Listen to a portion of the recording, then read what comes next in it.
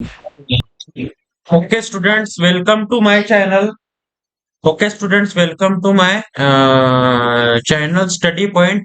माझ्या चॅनलवर आपण ही जी परीक्षा आहे, पूर्व परीक्षा शिष्यवृत्ती इत्या 8वी याच्याविषयी माहिती घेणार आहोत. याला pre secondary scholarship exam PSS या नावाने सुद्धा ओळखलं जातं. या परीक्षेविषयीची आपण आज माहिती घेणार आहोत. सर्वप्रथम तर तुम्हाला या चॅनलवर या परीक्षेविषयी काय भेटणार आहे ते जाणून घेऊ. तर तुम्हाला कम्प्लीट सोल्युशन मिळेल नवनीत डायगेस्टचं विथ एक्सप्लेनेशन. मागच्या वर्षीचे क्वेश्चन पेपर आपण सॉल्व्ह करून घेऊ.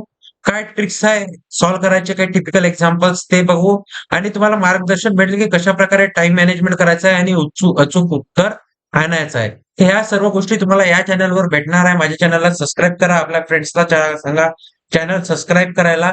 आणि त्याच प्रकारे चॅनल तर तुम्हाला सबस्क्राईब करायचंच आहे. त्याच्याबरोबरचे काही नातेवाईक असतील जे 8वीच्या परीक्षेत बसले आहे, आता जाणार 8वी, त्यांना हा व्हिडिओ तुम्हाला सेंड करायचा आहे. ठीक आहे. तर त्यांची सुद्धा या व्हिडिओच्या माध्यमातून तयारी होऊन जाणार आहे. फक्त तुम्ही जितके जास्त लोकांना शेअर कराल आणि सबस्क्राईब म्हणजे जेवढे कराल तेवढा माझा सुद्धा उत्साह वाढेल आणि मी सुद्धा चांगला कंटेंट तुमच्यासाठी घेऊन येईल. दर आठवड्याला 3-3 व्हिडिओ मी पोस्ट करेल. जर मला वर्कलोड कमी असला तर 4 व्हिडिओ पोस्ट करेल. जास्त नाही, अर्ध्या तासाचे किंवा 1 तासाचा व्हिडिओ राहील.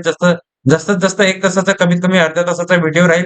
आणि हे सर्व विषय जे आहे, म्हणजे ही जी परीक्षा आहे याची परिपूर्ण तयारी आपण करून घेणार आहोत. तर बघा, या परीक्षेचं आधी स्वरूप बघायच्या आधी आपण इथं ही परीक्षा द्यायची आपल्याला काय गरज आहे, म्हणजे आपल्याला काय फायदा होईल, काय बेनिफिट आहे. है ना, काही गोष्टीचा बेनिफिट असेल तर ती करण्यात अर्थ आहे, नाही तर ती काय करण्यात अर्थ आहे. तर बघा, ही जी परीक्षा ही तुमचा आत्मविश्वास वाढवते. कारण तुम्ही पूर्ण महाराष्ट्र लेव्हलवर ही परीक्षा होते. प्रत्येक जिल्ह्याचा वेगळा कट ऑफ लागतो, ग्रामीणचा वेगळा लागतो, शहरीचा वेगळा लागतो. तर स्पर्धा चांगली आहे आणि या स्पर्धेमध्ये आपण कुठं आहोत हे आपल्याला कळते. आणि या परीक्षेत जर पण यश मिळवलं तर निश्चितच आपला आत्मविश्वास एका वेगळ्या लेव्हलचा असतो. त्याच प्रकारे नंतर आपल्याला पुढे चालून ज्या स्पर्धा परीक्षा द्यायच्या आहेत त्याचा पाया इथं ठेवला जातो. जर पाया चांगला असेल तर पुढचा अभ्यासक्रम आपल्याला अजून सोपी जातो. म्हणून पुढच्या दृष्टीने जे पुढे आपण परीक्षा देणार आहोत, JEE आहे, नीट आहे किंवा कोणती स्पर्धा परीक्षा आपण देणार आहोत, जी MCQ बेस्ड आहे. कारण MCQ मध्ये पास झालं तर आपल्याला डिस्क्रिप्टिव्ह पेपर द्यावा लागतो. तर MCQ ची परीक्षा कशी हँडल करतात याचा आपल्याला अनुभवच नसतो. तो अनुभव इथं आपल्याला येणार आहे. त्याच्यानंतर आर्थिक मदत होते शिक्षणासाठी. मी असं ऐकलं की 7,500 एवढे जी प्राइस आहे, ही गव्हर्नमेंट काय करत आहे, देत आहे स्कॉलरशिपवर सध्या मॅक्सिमम एवढा अमाउंट पर ॲनम. ठीक आहे. प्रत्येकी वर्षाला ₹7,500 तुमच्या अकाउंटला जमा होतील आणि 10वी पर्यंत तुम्ही 8वी ती परीक्षा दिली, 8वी, 9वी, 10वी हे 3 वर्ष ही स्कॉलरशिप तुम्हाला राहणार आहे. ठीक आहे. त्याच्यानंतर बघा, टाईम मॅनेजमेंटसाठी फार महत्वाचं आहे. टाईम मॅनेजमेंट आणि ॲक्युरसी ह्या 2 अशा स्किल्स आहे की ते कोणतीही ऑब्जेक्टिव्ह एक्झाम क्रॅक करायला आपल्याला हेल्प करते. ते इथं आपण शिकणार आहोत.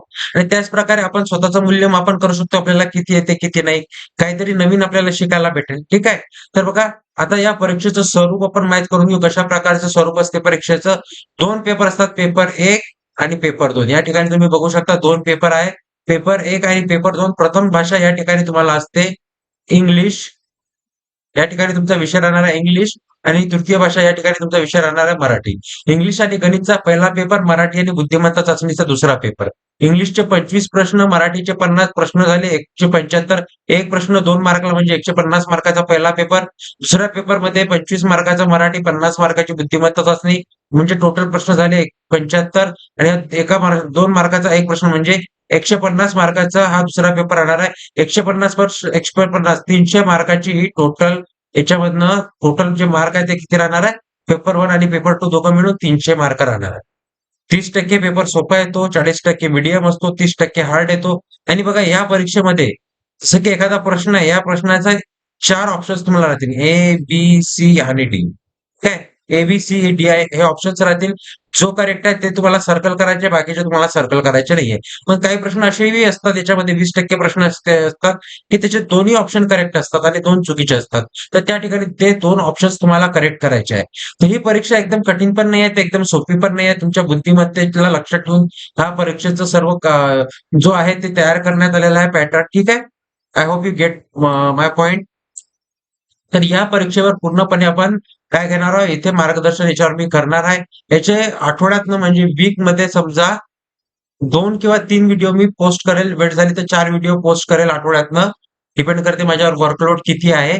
तुम्ही माझा चॅनल सबस्क्राईब करा, माझ्या व्हिडिओला लाईक करा आणि आपल्या जास्तीत जास्त फ्रेंडपर्यंत याला शेअर करा, जेणेकरून माझा उत्साह सुद्धा वाढेल आणि मी अजून जास्त व्हिडिओज तुमच्यासाठी या ठिकाणी बनवून येणार आहे. आणि कुठल्याही प्रकारची निगेटिव्ह मार्किंग या परीक्षेमध्ये नाही आहे. नो निगेटिव्ह मार्किंग आहे. म्हणून तुम्हाला 300च्या 300 प्रश्न सोडवायचे, कारण चुकीचे प्रश्न जर सोडवले तुमचे मार्क कटतील नाही, जास्तीत जास्त 0 भेटेल. ठीक आहे, पण मार्क कटतील नाही आणि बरोबर आलं तर यायचे चान्सेस आहे. म्हणून निगेटिव्ह मार्किंग नसल्यामुळे सर्व 300 प्रश्न तुम्हाला अटेम्प्ट करायचे आहे.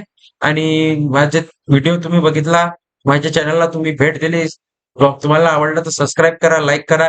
काही सजेशन असतील ते कमेंट बॉक्समध्ये द्या. ठीक आहे. ठीक आहे, आजचं इथंच आपण हा व्हिडिओ लेक्चर थांबवूया. Thank you.